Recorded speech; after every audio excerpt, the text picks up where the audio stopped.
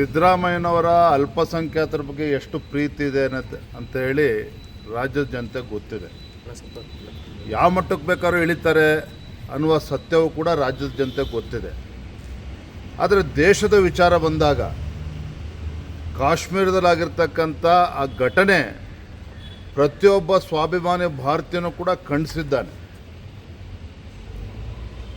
ಭಾರತ ಯಾವತ್ತೂ ಕೂಡ ಯುದ್ಧವನ್ನು ಸಾರಿರ್ತಕ್ಕಂಥ ಇತಿಹಾಸ ಇಲ್ಲ.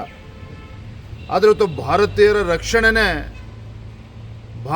ರಕ್ಷಣೆ ಮಾಡಬೇಕಾದಂಥ ಸಂದರ್ಭದಲ್ಲಿ ಏನು ನಿರ್ಧಾರವನ್ನು ತೆಗೆದುಕೊಳ್ಬೇಕು ಅದು ಪ್ರಧಾನಮಂತ್ರಿಗಳು ಎಲ್ಲ ಮುಖ್ಯಮಂತ್ರಿಗಳ ಜೊತೆನೂ ಕೂಡ ಚರ್ಚೆ ಮಾಡಿ ಒಂದು ತೀರ್ಮಾನವನ್ನು ತೆಗೆದುಕೊಳ್ತಾರೆ. ಇದರ ನಡುವೆ ಸನ್ಮಾನ್ಯ ಸಿದ್ದರಾಮಯ್ಯನವರು ಪಾಕಿಸ್ತಾನದ ವಿರುದ್ಧ ಯುದ್ಧ ಮಾಡಬಾರ್ದು, ಈ ದೃಷ್ಟಿಕೋನ ಏನಿದೆ ಸಿದ್ದರಾಮಯ್ಯನವ್ರದ್ದು, ಇದು ಖಂಡಿತ ಸರಿಯಲ್ಲ, ಅಕ್ಷಮ್ಯ ಅಪರಾಧ.